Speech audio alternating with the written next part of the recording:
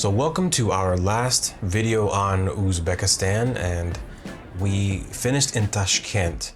And Tashkent was a different city than all the other cities we visited, and so we decided to do something a little different in this video. The biggest difference with Tashkent is that we didn't visit any monuments, or let's put it this way, we didn't go to any museums where we had to pay. We definitely visited monuments, but all the other cities we went to, we kind of visited like madrasas and museums and special places, where Tashkent, we just walked around and experienced the city for 2.5 days, and it was actually pretty amazing. So for this video, we're gonna just let all of these clips play of us walking around the city, because that's mostly what we did.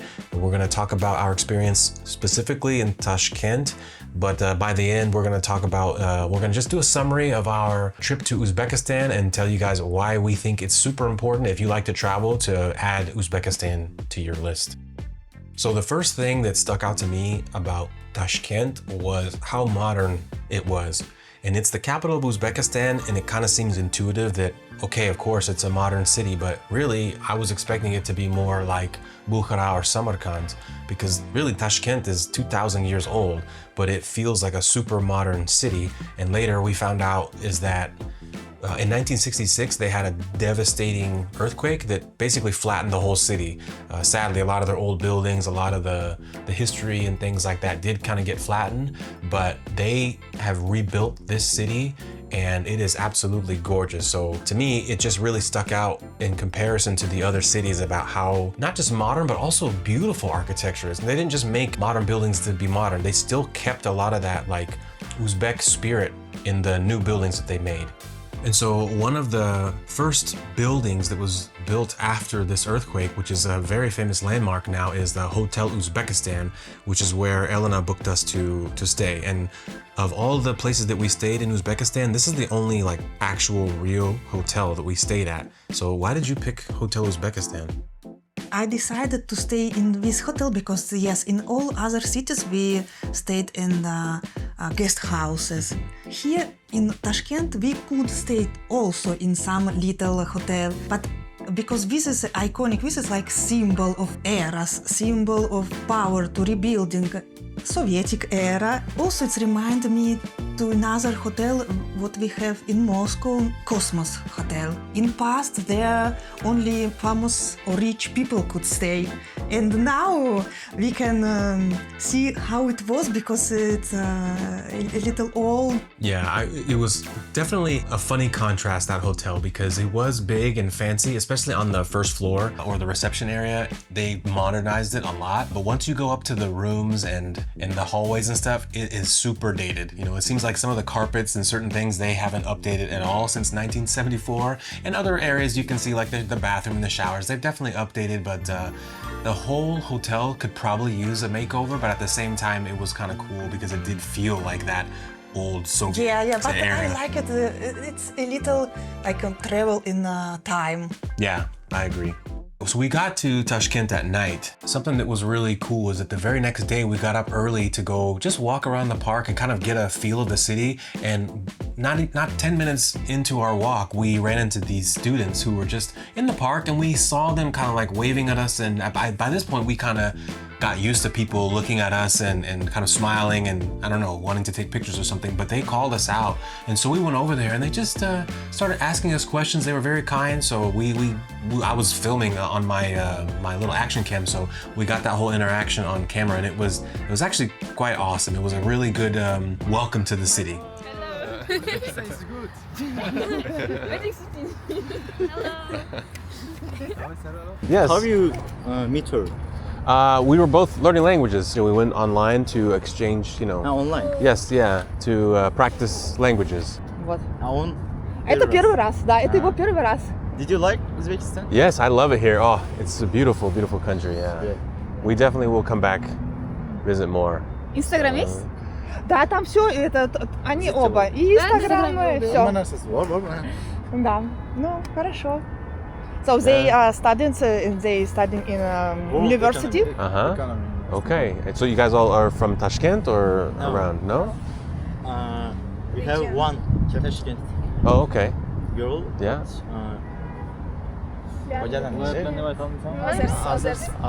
Others from regions. From different regions. Okay. Ah, very nice.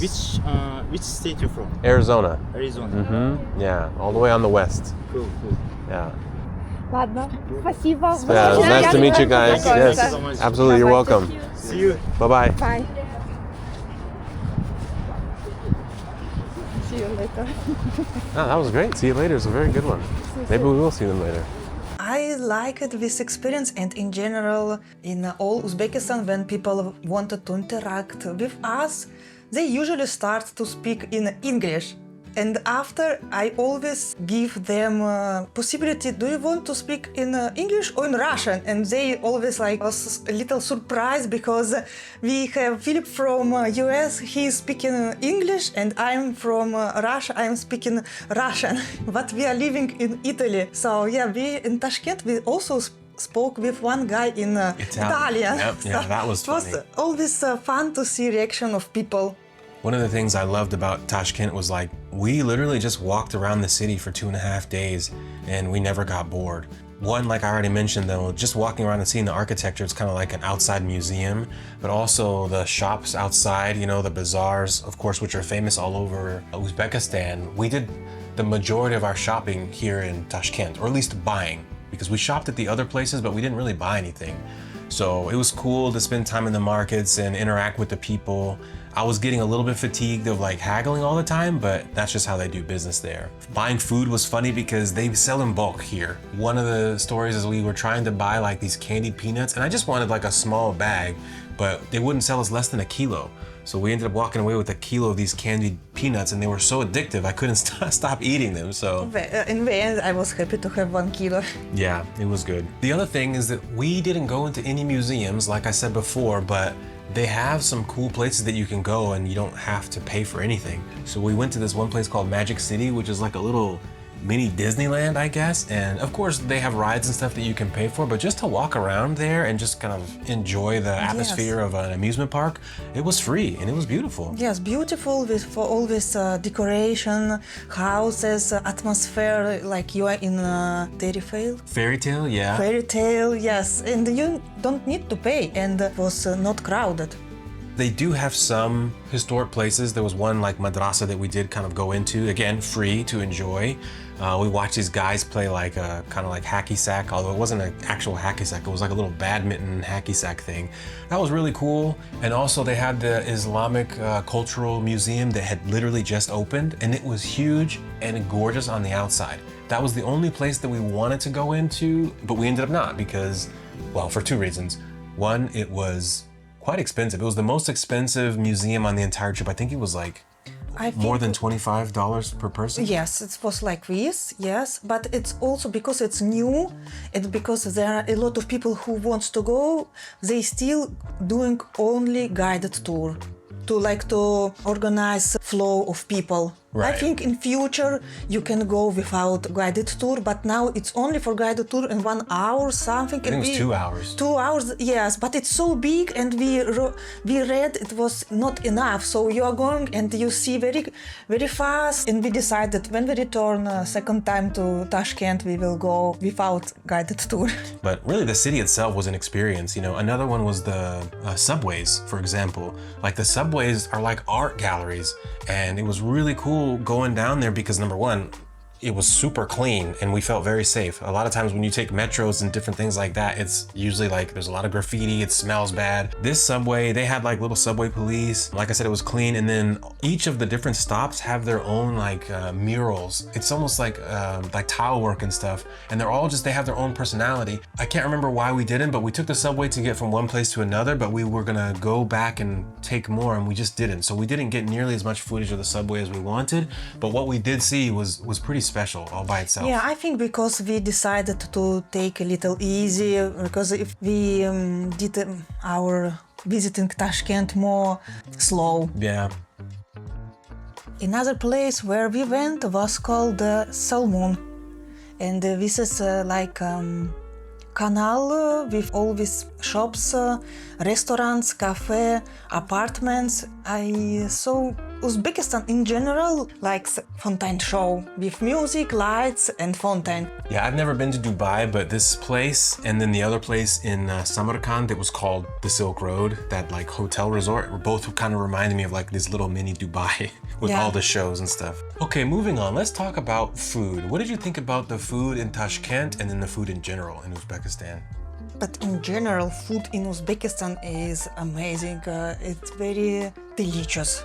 I enjoy it, and this is my type of food because we ate plov, pilmeni, manti. I enjoy. And you? I had the best plov in Tashkent. That Besh Kazan, I think the name of it was my favorite place to eat plov. Not just for the plov, although the plov was super good there, but I liked that there was the visual show where they have all these huge like the bases, the kazan, yeah, that they can that they cook everything and they encourage you to take pictures and videos. That restaurant was a beautiful restaurant with multiple floors. The whole experience, including the taste of the meal, was my favorite. Although I agree with you, in general, all of the food in Uzbekistan we had was super good. And I'm like you, like I really like very simple ingredients, and that's what they had.